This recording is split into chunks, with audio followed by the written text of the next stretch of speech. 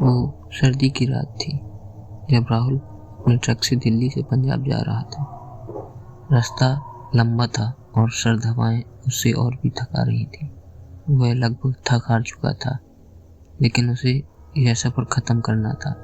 सड़क सुनसान थी, कोई भी वाहन नहीं था, सिर्फ उसकी गाड़ी और दूर दूर तक फैला हुआ अंधेरा। राहुल की नजरें हेडलाइट की रोशनी में अंधेरे में हलचल तलाश रही थी, लेकिन कुछ भी नजर नहीं आ रहा था। तभी अचानक उसकी गाड़ी की रोशनी किसी के ऊपर पड़ी। वह एक आदमी था जो पूरी तरह से सफेद कपड़ों में ढका हुआ था और उसके चेहरे पर एक अजीब सी मुस्कान थी। राहुल ने गाड़ी धीमी की और खिड़की से झांकते हुए पूछा, तुम्हें क्या हुआ है? तुम यहाँ क्या कर रहे हो? वह आदमी धीरे से बोलते हुए बोला, मुझे तुम्हारी मदद चाहिए, पर तुम मुझे देख नहीं पाओगे। उसकी आवाज में कुछ ऐसा था जिसे सुनकर राहुल अंदर तक कांप गया। राहुल ने गाड़ी बढ़ा दी, लेकिन तभी उसे आदमी की एक अजीब सी हंसी सुनाई दी। जैसे ही वह मुस्कान राहुल सुनता, वह अंदर से डर से कांपने लगता। उसने सोचा कि यह सब उसकी थकान का असर है, लेकिन उससे कुछ गड़बड़ लगने लगी थी। रास्ता और भी सुनसान हो चला था। तभी अचानक ट्रक के इंजन में कुछ खराबी आ गई, जिससे गाड़ी रुक गई। राहुल घबराया हुआ ट्रक से बाहर निकला और इंजन चेक करने के लिए बोनट खोला। बाहर की ठंड हवा में एक अजीब सी गंध थी, जैसे कि कोई पुराने कब्रिस्तान की है।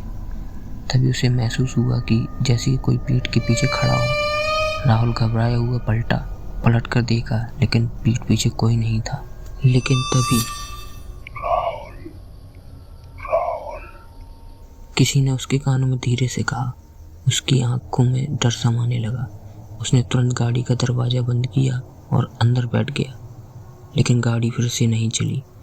अब उसे एक और अजीब आवाज़ सुनाई देने लगी, जैसे कि कोई तंत्र मंत्र कर रहा हो, किसी की मंत्र पढ़ने की आवाज़। राहुल ने डरते हुए इधर उधर देखा, लेकिन किसी भी इंसान का नामो निशान नहीं था। सिर्फ हवा की आवाज़ और मंत्रों की गूंज सुनाई दे रही थी।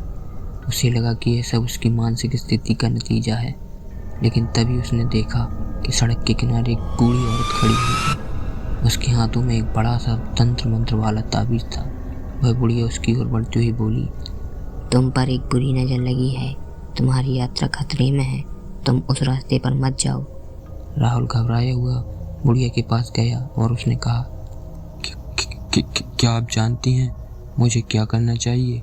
मैं किसी भी हालत में घर पहुंचना चाहता हूं।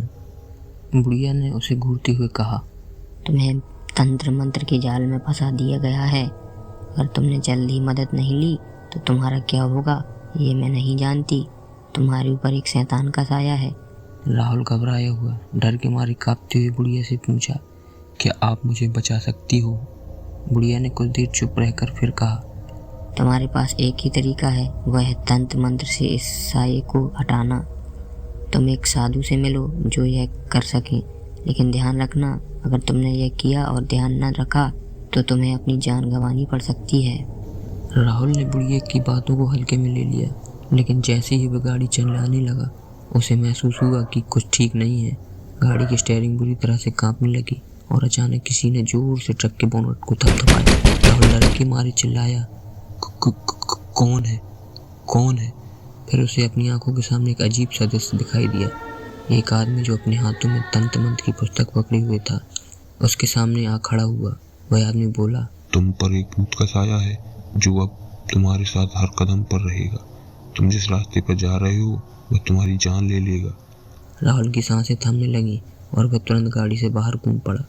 उसने सुना कि तंत्र मंत्र वाला आदमी उसकी हंसी उड़ाते हुए बोला, तुम जितनी कोशिश करोगे उतनी ही बुरी तरीके से ये साया तुम्हारे पास रहेगा। उसके बाद क्या हुआ ये कोई नहीं जानता। जब पुलिस ने ट्रक को खड़ा देखा तो ट्रक का दरवाजा खुला हुआ था और राहुल का कुछ पता नहीं चला। ट्रक की सीट पर खून के धब्बे थे और बोनट पर वही तंत्र मंत्र वाली पुस्तक पड़ी हुई थी। दोस्तों, लोग कहते हैं कि आज भी वह रास्ता खाली पड़ा है और कोई भी ड्राइवर उस रास्ते से नहीं गुजरता। कई लोगों ने सुना है कि वह रात को अजीब आवाज़ें आती हैं, जैसे तंत्र मंत्र का जाप होना और किसी के कष्ट में चिल्लाने की आवाज़।